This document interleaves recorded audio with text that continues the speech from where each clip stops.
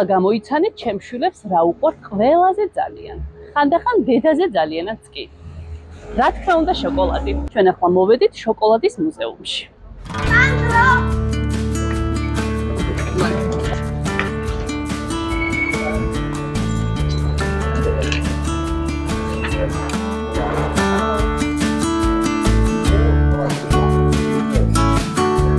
ეს მუზეუმი ბარსელონის საკონდიტრო გილდიას ეკუთვნის და ისტორიულ მონასტერში მდებარეობს. აქ შოკოლადზე ყველაფერი იციან. ერთი ადამიანისთვის შესვლა ღირს 7 ევრო, პატარები შედიან უფასოდ, ეკლაბესანდრო შედიან უფასოდ, ანა კი იცის ბილეთში 5 ევროს. მოგთეს რამდენიმე შოკოლადის ბილეთი, ჩვენი ვალდებულებაა, ვიდრე მუზეუმიდან არ გამოვალთ, ეს ბილეთები არ შემოგვეჭამოს. არა და ძალიან გემრიელი შოკოლადია.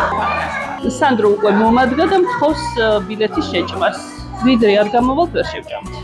დავედით. ბავშვებო, შოკოლადი რისგან კეთდება? კაკაოს მარცვლებისგან. გვიანბეს როგორ შემოიტანეს შოკოლადი სამხრეთ ამერიკიდან ევროპაში ესპანელმა დამპყრობლებმა. დეტალურად აგვიხსნეთ ტკბილეულის დამზადების პროცესი, კაკაოს მარცვლებიდან დაწყებული, წარმოების პროცესით დამთავრებული. აი ეს ყველაფერი არის შოკოლადისგან გაკეთებული. აი შენისთანა მსუნაგებმა რო არ შეჭამონ ეს ყველაფერი, იმას არის მინის ჩარჩოში ჩასმული.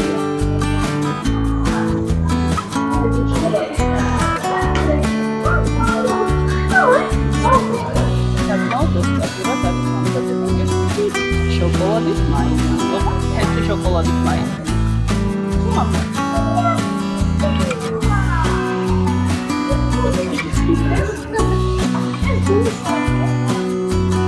აი ასე და უკვე.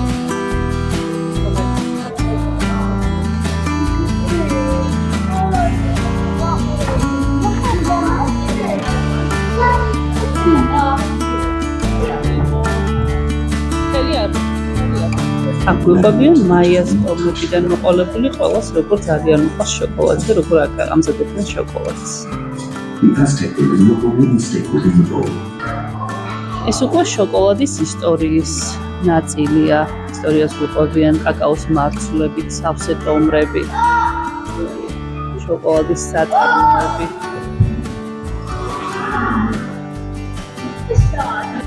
შოკოლადის ადრეული ყალიბები.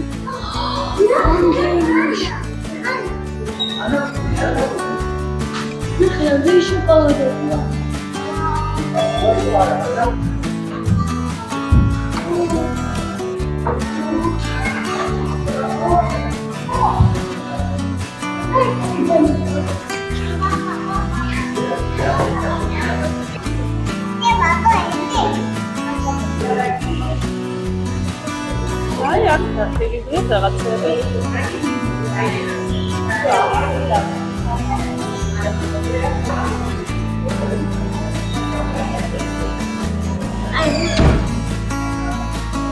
ლაკეტი დაწუნიები.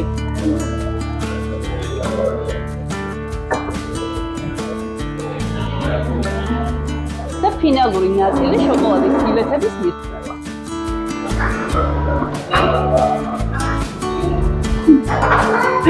გებრიელია? ისტორიულ ამბებზე მეტად ბავშვებმა მაინც შოკოლადის ფილა ბილეთებით ისიამოვნეს. შოკოლადის მუზეუმის დათვალიერების შემდეგ ბავშვები სახლში მივიყვანეთ და სანაპიროზე სასეირნოდ გამოვედი.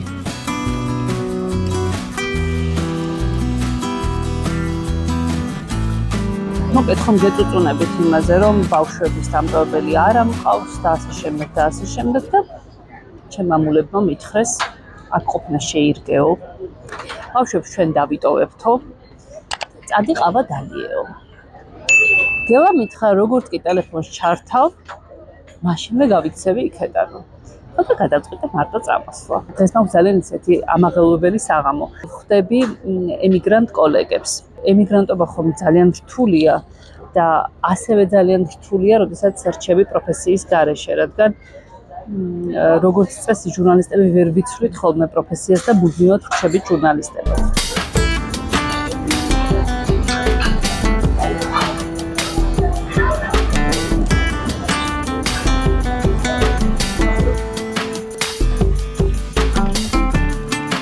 ჩემი ორი რესპონდენტიდან ერთ-ერთი 2012 წელს გავიცანი. მაშინ ერთ ტელევიზიაში ვმუშაობდით. მეორეს კი პირველად აქ შევხვდი.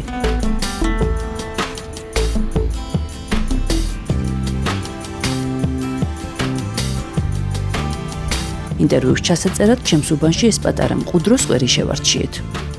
ალბათ გახსოვთ, რომ მე ვარ პროფესიით ჟურნალისტი და ორმაგათული ვткиვა იმის გამო, რომ საქართველოში ეს პროფესია არის ძალიან სერიოზულ კრიზისში. თანდათან ვიწროვდება სივრცე თავისუფალი მედიისთვის და ფართოვდება პროპაგანდისთვის. ძალიან ბევრი ჩემი კოლეგა უკვე წასულია საზღვარგარეთ ემიგრაციაში, მეორე ნაწილი წასასვლელად ემზადება თავისუფალი მედიის პირობებში.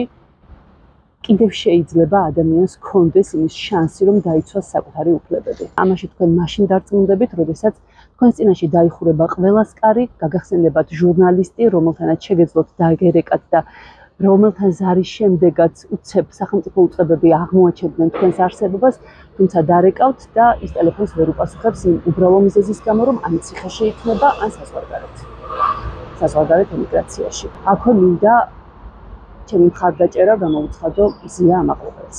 მე დღეს მინდა ვისარგებლო შემთხვევით და ბარსელონაში ყოფნაც გამოვიყენე გარკვეულწილად ამისთვის, რომ გაგაცნოთ ჩემი ორი კოლეგა, ორი ემიგრანტი ჟურნალისტი, ხატია მაღრაძე და ნატალია ბრეგვაძე.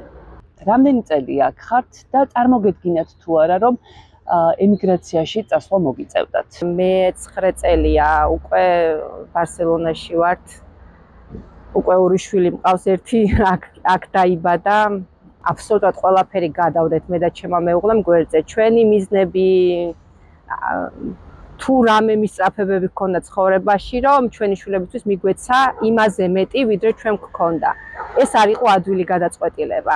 ამას ვფიქრობდით წლები. მარტო ზრდიდი ორ შვილს, ყოველთვის მქონდა სამსახური. იდეაში ითვლებოდა, რომ კარგი სამსახური მქონდა, კარგი ხელფასი მქონდა, მაგრამ ყოველი თვიდან თვემდე ეს ხელფასი ხელში აღარ მეჭირა. უკვე ვეღარ ვხედავდი ჩემ ხელფასს, როგორ უნდა მიარსება, უკვე აღარ ვიცოდი. იქ სწავლის პრობლემა, განათლების პრობლემა, ანუ მინდოდა, რომ ჩემ შვილებს კარგი განათლება ქონოდა. ნოლიდან დავიწყე ცხოვრება ამ ახალ ქვეყანაში. და მინდა გითხრათ, რომ ამ ქვეყანაში კიდევ უფრო მეტი კარი და ფანჯარა გაიხსნა ჩემთვის, უფრო მეტი იმედი მომეცა და დღესაც უფრო კარგად ვგრძნობ თავს, ვიდრე ბოლო დროს საქართველოში. ისტორიულ სახლში ვცხოვრობდი თბილისში 11 წელი. ყოველთვის წერდი განცხადებას მერის, არქიტექტურის სამსახურის, ძეგლთა დაცვის სამსახურის, ჩუღურეთის გამგეობის. ყველა სახელზე წერდი წერილს, მაგრამ პასუხიც კი არასდროს არ მიმიღია, რა შეიძლება მომხდარიყო ორი შვილით ვცხოვრობდი გადახსნილ კორპუსში. რას ელოდით ამ ქვეყნისგან და რეალურად რა დაგხვდათ? იმდენი მოლოდინი არ მქონია, რაც მივიღე. არიცი როგორ შეიძლება ცხოვრობდეს ადამიანის სრულფასონა და მოდიხარ იქედან გონია ის ყველაფერში რაშიც იყავი იყო ასე უნდა ყოფილიყო და აი ესე უენო, უსაბუთო, არაფერი არიცი როგორ გიღებენ, აი როგორ გესაუბრებიან, როგორ ცდილობენ რომ დაგანახონ რომ აი არა ხარ შენ განსხვავებული, შენც ჩვენიანი ხარ, შენც იმსახურებ იმას, რასაც ჩვენ ქვეყანაში ვიღებ და თანასწორობას კი ბატონო, აი ამას გრძნობ, დასუფთავებაზეც გვიმუშავია, მოხუციც მოგვივლია, რა ვიცი, ყველანაირ სამსახურს ეხა ენა რო არიცი, მაქსიმალურად ვცდილობ, ოღონდ რამე მოძებნო ეხა. უშრომელად ნამდვილად არაფერი არ არის, მაგრამ როცა შრომობ ეს გიფასდება, ამაშია საქმე. რასაც არ უნდა აკეთებდე, ეს გიფასდება. მინიმალური ხელფასი არ არის დამამცირებელი ხელფასი. მინიმალური ხელფასი არის იმისთვის, რომ ადამიანად იგრძნო თავი. ანუ რო ჩამოვედიე, ზუსტად ეგ იყო, რომ სიურპრიზები ხდებოდა ყველგან. სკოლაში ყველანაირი დახმარება, თუ რამე შეიძლებოდა, ჯანდაცვა. აი ესპანური განათლების სისტემაზეც მინდა რომ მითხრათ, როგორ მოხდა ის, რომ ბავშვებმა, რომლებმაც არ იცოდნენ ენა, დაიწყეს სწავლა, აი თქვენ შემთხვევაში მაგალითად 15 წლის ბიჭი ჩამოვიყვანეო მითხარით, როგორ მოახერხა ბავშვმა ენის შესწავლა, სკოლაში სწავლის გაგრძელება, ეს განათლების უწყვეტობის ამბავი როგორ ხდება თქვენ? ნამდვილად შოკი იყო განათლების სისტემა. სკოლა, სადაც ბავშვები მიიღეს, როგორ მიიღეს დაუშვათ კლასელებმა, როგორ მიიღეს მასწავლებლებმა, როგორ გვეხმარებოდნენ დირექტორები, როგორ იყო მცდელობა იმის, რომ ეს ენის ბარიერი ჩვენ შორის გამქრალიყო. ჩვენ შვილებს ყოველთვის დამატებით უტარებენ გაკვეთილებს, რომ დროულად დაეწიონ და იყვნენ შესაბამის დონეზე თავის კლასელებთან. ანუ ნებისმიერ შემთხვევაში ხედავ გამოწვენილ ხელს, რომელიც ყოველთვის მზად არის რომ დაგეხმაროს. მქონდა შიში, რომ ტექნიკურ საგნებს დაუშვათ, ჩემი შვილი რომელმაც კარგად არის ის ენა, როგორ ისწავლიდა, რომ ვერ გაიგებდა, მეც უფრო ჰუმანიტარული განათლებით ვარ, ვერ შევძლებდი დახმარებას და ამაზე ძალიან ნერვიულობდი. საბოლოო ჯამში შედეგად მაგ ის, რომ ჩემი პატარა შვილი, რომელმაც წელს დაიწყო ფიზიკის სწავლა და ქიმიის სწავლა სიტყვაზე, გიჟდება ამ საგნებზე. რატომ? იმიტომ რომ ამ ყველაფერს ასწავლიან პრაქტიკულად. ამ ყველაფერს აკეთებინებენ თავისი ხელით. ემიგრანტების ძალიან დიდი ნაწილისთვის არის სერიოზული პრობლემა ნოსტალგია. რა ვიცი, მე ემიგრანტთან არ მისაუბრია, რომელსაც არ ეთქვას, რომ აი ნოსტალგია ჭამს. როდის იწყება ნოსტალგია? რაიმე ნოსტალგიის მომენტი თამთა პირველი 2-3 წელი არ არის, ეგ არის ტყუილი, იმიტომ რომ ის პირველი წლები იმდენად ხარ ჩართული ამ ყველაფერში, თვით გადარჩენის ინსტინქტი გაქვს ჩართული, სადმე ანუ იქ საბუთები უნდა მოიწესრიგო, იქ სკოლა ბავშვისაც ოჯახი ყავს, თუ გინდა ოჯახი არ ყავდეს, სამსახური უნდა იშოვოს, ლეგალურად უნდა დაიწყოს, ანუ ყველაფერი. ამაზე ფიქრის დრო პირველ ეტაპზე არ აქვს. ნოსტალგია იწყება უკვე წლების მერე. ძალიან რთულია და მე უკვე ეს ნოსტალგია აი გაჭედილი ხარ. არ ვიცი, 1% ადამიანის შეიძლება იყოს ემიგრანტების, ვისაც არ უფიქრია თავის ქვეყანაში, აი ისიც არ მგონია. ყველა ფიქრობს ყოველ დღე თუ რამეს აკეთებს, თუ რამეს ფიქრობს და რამის მიზნები აქვს, ყველაფერს ამას ჩვენ ვახორციელებთ ჩვენ ქვეყანაში. მე დღეს სამუშაოზე რო წავალ და თვის ბოლოს ხელფასი მეკდება, მე ეს ხელფასი აქ ჩემთვის იხარჯება მინიმალური არსებობისთვის. დანარჩენი მიდის ჩემ ქვეყანაში და იმისთვის რომ მე სამომავლოდ ეხა ცოტა შვილების ამბავს ძალიან რთული ამ ყველაფერზე საუბარი, მაგრამ მაინც ვფიქრობთ, რომ ყველაფერი გავაკეთოთ იმისთვის, რომ დაუბრუნდეთ უკან. ძალიან მტკივნეულია ეს თემა, მაგრამ მაინც უნდა ვიკითხო, რას უპირებთ აქ გაზრდილ ბავშვებს? აი, როგორ გინდათ აქ გაზრდილი ბავშვები წამოიყვანოთ საქართველოში და დააბრუნოთ უკან? აი ეგ არის საქმე, აი აქ ვართ უკვე გაჭედილები ჩვენ მშობლები. მოგყავს იმისთვის, რომ იცე უკეთესი მომავალი, უკეთესი განათლება, ჯანდაცვა, უსაფრთხო გარემო, რაც ევროპას აქვს და არ ვიცი, ამას ალბათ ვერაფერში ვერ გავცვლი, ვერც განათლებაში და ვერც ჯანდაცვაში, ეს უსაფრთხო გარემო. ჩემთვის ეს იმდენად მტკივნეული საკითხია, რომ ჩემ თავთან აკრძალული მაქვს საერთოდ ჩაკეტილი მაქვს ეს კარი და იმ კარს არასდროს არ ვეხები. ახლა რა მეც მიჭირს არ შემილა, იცი რა რთულია. ეხა ანუ თუ ადამიანის იმ ადგილას არ ახარ, ვერას ვერ წარმოიდგენ, რომ აი ხა რა, აუ ასეთ ქვეყანაში ცხოვრობენ, აი ეს ასი არ არის, არაფერს არ წარმოადგენს ეს ყველაფერი, აი რა ვიცი რა, შენი მაინც შენია. ილია 3 წელი იყო რომ წამოვიყვანე, საქართველოს უყვარს გიждდება. ყოველდღე მეუბნება რომ წავიდეთ ჩვენ ქვეყანაში, ვიცხოვროთ, ჩვენ ხო ქართველები ვართ, წავიდეთ. ანუ მაგრამ ძალიან გაუჭირდა რომ ჩავიყვანე ერთი თვით. ძალიან გაუჭირდებათ იმხელა განსხვავება სკოლაში, გზაში, ურთიერთობებში მეზობლებთან. ეს ბავშვები იმდენად არიან შეჩვეულები აქ ამ ყოფას, ამ დღის წესრიგს, ამ ყველაფერს, ამ ესე რომ ვთქვათ ევროპას, რასაც ჩვენ მეძახით. ეს არის ურთიერთობები, ეს არის უსაფრთხო გარემო, ეს არის ის რასაც ადამიანად გაგზნობინებს თავს. აი მას ისე არიან ჩვენი შვილები შეჩვეული რომ ამ ყველაფერს მოწყვიტო, მეორე კატასტროფას უკეთებ შეშვლებ, ჯერ ჩამოყავს და მე ახლა კიდე უკან მიყავს, არ ვიცი. როგორ ჩანს აქედან საქართველოში მიმდინარე პროცესები? აი ორივეს აზრი მაინტერესებს ამასთან დაკავშირებით. რას ამბობენ ემიგრანტები? აქ ესპანეთში გაცილებით უფრო პატრონიანად და სახელმწიფოს მხრიდან ყურადღება მიქცეულად გრძნობ თავს, როგორც მარტო ხელადე და როგორც ორი შვილის დედა. ყველაფერში გრძნობ დახმარებას, ხელშეწყობას, ვიდრე მე ჩემს საქართველოში სამწუხაროდ. და ის პოლიტიკური პროცესები, რაც დღეს საქართველოში ვითარდება, რასაც აქედან ვხედავ და ყოველ დღე ვეცნობი, შევდივარ ინტერნეტში და ვნახულობ. ჩვენ ცხოვრობთ აქ საქართველოს ცხოვრებით. და ამათი თვალით დანახულ იმ პოლიტიკურ მოვლენებს, რაც ხდება საქართველოში, ძალიან გული მწყდება, იმიტომ რომ რასაც 30 წლის განმავლობაში ვეფერებოდით, ვაკოწიწებდით, ქართველი ხალხის სურვილი უძველესი ოდითგანვე იყო, რომ მივახლოვებოდით ევროპას, ცოტა ახლოს ყოფილიყავით, სამწუხაროდ აქედან ხედავთ, რომ ეს ყველაფერი დაიკარგა. ყველას არ აქვს სამსახური, ყველას არ აქვს შემოსავალი, რაც საერთოდ უნდა წარუდგინო, ხო ისე ვიზას არავინ არ მოგცემს. ძალიან ბევრი ადამიანი ჩამოვიდა სამკურნალოდ, მარტო ესპანეთში არა. ჩემი მეგობრების მხრიდან საფრანგეთში ჩამოვიდა. იცი, რამდენი ბავშვი განკურნეს ლეიკემიით ხალხო თქვენ? აი, რო ვერ გებულობთ. შეიძლება საქართველოში ამაზე არა ჩვენს ყოველთვის ვიგებთ, რომ იცი, იმის ბავშვი ჩამოვიდა საფრანგეთში და ლეიკემიით. იცი, რამხელა წარმატებები აქვს სიმსივნით მკურნალობაში. პირველი კლინიკა არის ესპანეთში. სიმსივნებს რომ სადაც მკურნალობენ, აი წარმატებული კლინიკა ევროპის მასშტაბით. იმდენი ქართველი მკურნალობს, ბავშვები ჩამოყავთ. სამუშაოდ რამდენი ჩამოდის? ძალიან ბევრი. სამთვიანი საშეღავათო პერიოდით სარგებლობთ. ჩამოდიან 3 თვე მუშაობენ, ბრუნდებიან უკან. დამეთანხმებით ალბათ, რომ დღეს ჩვენს ქვეყანაში ჟურნალისტები ვართ ძალიან რთულ დღეში. როგორი იყო თქვენთვის ამ პროფესიასთან შეხების წერტილის დაკარგვა? აი მე მაგალითად ხანდახან მესიზმრება ღამით, რომ ყურზე პროდიუსერი მაზის წამყვანი ჩემთან გადმოდის კითხვით და ხმას ვერ ვიღებ. ან თქვათ სამონტაჟოში ვარ, რაღაცას ვამონტაჟებ და ვერ ვასწრებ, მთავარი გამოშვება იწყება. აი მე გავიხსენებ თამთა პირველად, რომ ჩამოვედი და ჩემი მეუღლეც ჟურნალისტია და ქუჩაში მივდიოდით და დავინახეთ აქაური კორესპონდენტები. აი მე გიყო აი პირველი შოკი, ხაც მეტირება. თითქოს მეგონა მე უნდა მისულიყავი. დედას ფიჩევარ. მე არ მაქვს დაკარგული. აი გიყო ყველაზე მეტი, რომ აი რატო ჩვენი საქმე ხო ეგ არის.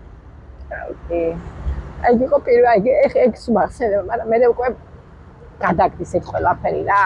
გადაგატანინებს ყოველდღიურობა, იქ ბავშვზე უნდა იზრუნო, იქ ოჯახზე იზრუნო, იქ ბინა უნდა მოხსნა, ქირა გადასახდელი, იქ სამუშაო გაგდა. ამ ყველაფერზე არა, მაგრამ ის კადრი არა. მგონია ალბათ ეს ადამიანებს არ დამავიწყდებიან, არ ვიცი. აი ესეთი მჭიდრო კავშირი საქართველოს და ემიგრანტებს შორის გარდა გზავნილებისა არ არის. ევროპა არის, მე ხა, ანუ რა ურთიერთობა გვაქვს საქართველოსთან, ანუ ასე კონკრეტული მაგალითებით არავინ არ საუბრობს. ჩვენი ხმა არსად არ ისმის, მარტო ისმის ეკონომიკაში რა ქვია, რო ჩავედი, რა ბარდიულიც დავტოვე. გლდანში და ნახალოვკაში ის ბარდიული დამხვდა და უბრალოდ ჩვენი ემიგრანტების ნაყიდი წამოჭიმული კორპუსებით ჩანს ჩვენი ხმა იქ, ჩვენი ხმა არ ისმის იქ არ ისმის ევროპული სიკეთეები, ანუ ამას არსად არ ლაპარაკობენ. ქართველი პოლიტიკოსებისგან მომისმენა ესეთი განცხადება, რომ ჩვენი ყველას მოსამსახურედ ჭირდებით, ანუ მიუღებლობა ჭირთ ქართველობის იქ თანაბარ პიროვნებად არავინ არ მიგვიყევს ასე შემდეგ და ასე შემდეგ. ანუ მთელი წელი არც ერთი წუთი არ მიგვრძნია, რომ მე აქ მარტო ვარ და ჩემს შვილს ან ბები არ ყავს, ან ბაბუ არ ყავს. როგორც საკუთარ შვილიშვილს, ისე ეფერებიან, ისე ეხუტებიან. ახლა მინდა დავსვა კითხვა, რომელიც საქართველოში არის ძალიან აქტუალური.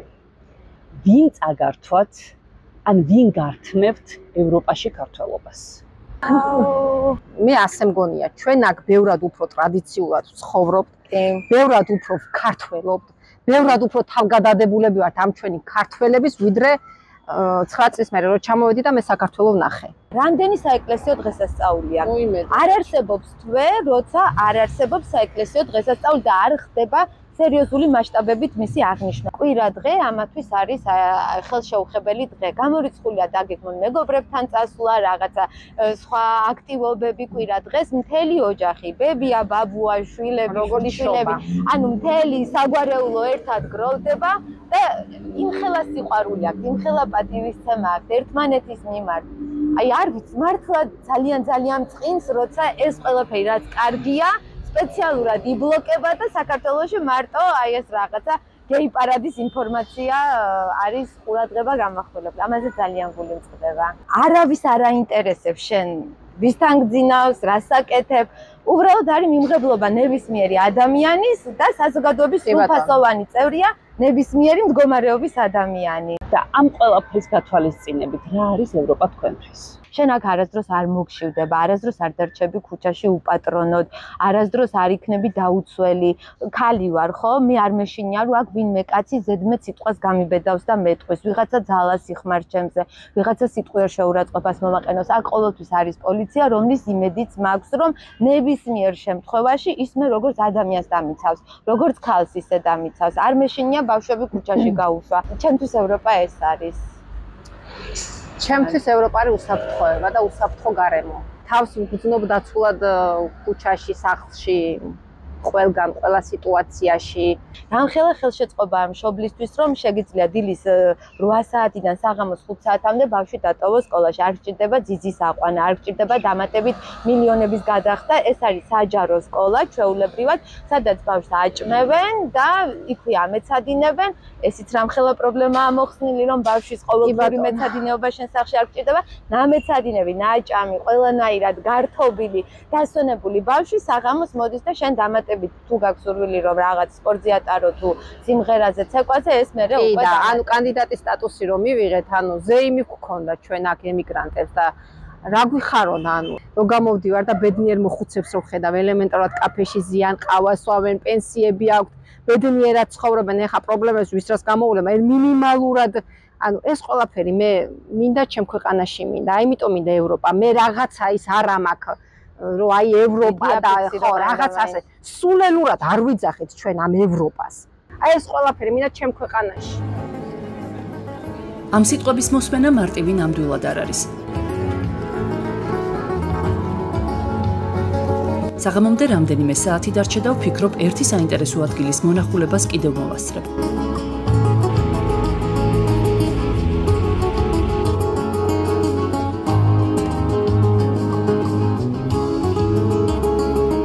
ეს არის ადგილი, სადაც ბავშვებთან ერთად მოსვლის სურვილი არ გამჩენია. თუმცა, ჩემთვის ძალიან საინტერესო აღმოჩნდა და მინდა თქვენს გაგიზიაროთ. აბა თქვენ თვითონ თუ მიხვდებით რა ადგილია ეს?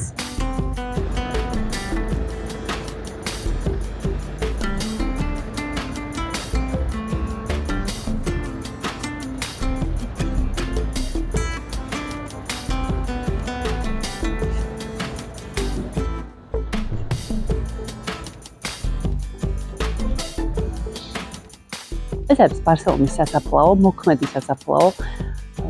რამდენიმე აცრემლებული ჭირის უფალი შემხვდა. და ესეთი საფლავები აქვს, ანუ როგორც ჩანს კრემატორიუმიდან ფერფლი მოაქვთ აი ესეთ სასაფლაოზე. ჩვენით უფრო ახლოს. სიმართლე გითხრათ, უცხოეთში ყოფნისას სასაფლაოებით არასდროს დავინტერესებულ ვარ. ამ ადგილმა ჩემი ყურადღება სრულიად შემთხვევით მიიპყრო.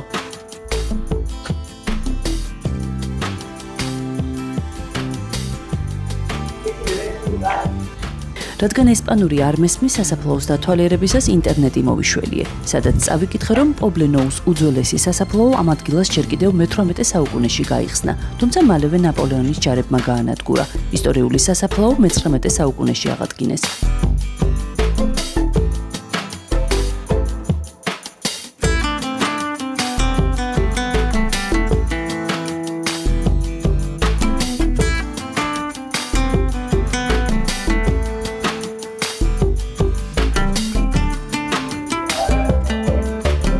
ტერასულ კედლებში დატანილი ეს ნიშები ესპანური საგვარეულო საფლავებია. პობლენოუ ეს არის ერთგვარი მუზეუმი ღია ცის ქვეშ, სადაც მე-19 და მე-20 საუკუნის ესპანური არქიტექტურის უნიკალური ნიმუშების დათვალიერებაც შეიძლება. სავარაუდოდ ამ ადამიანების ფერფლი არის აქ შენახული. თითო აი ეს რაღაც განჯინებივით გამოყოფილი ადგილი ეკუთვნის თითო ოჯახს.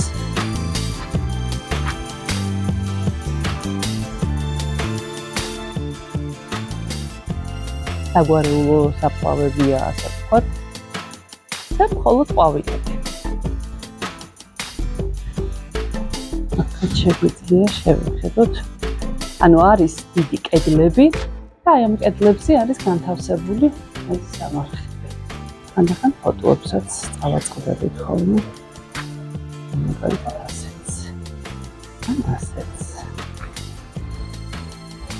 დიდი ალბათობით ერთი ჭირის უფალია. წეგან შეხვდა ნაცრემიებული ქალი.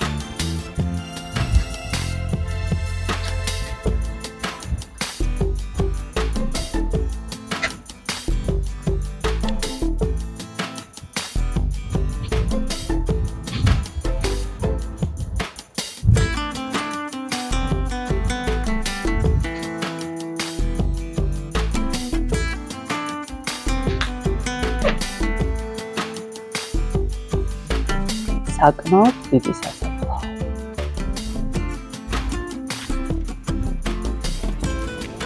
კარგი დღე იყო. ახალი შთაბეჭდილებებით დატვირთული და ძალიან დაღლილი სახლში უბრუნდები. არდადეგების დასრულებამდე 10 დღე რჩება. საქართველოში დაბრუნებამდე კი კიდევ რამდენიმე ადგილის ნახვა უნდა მოვასწროთ.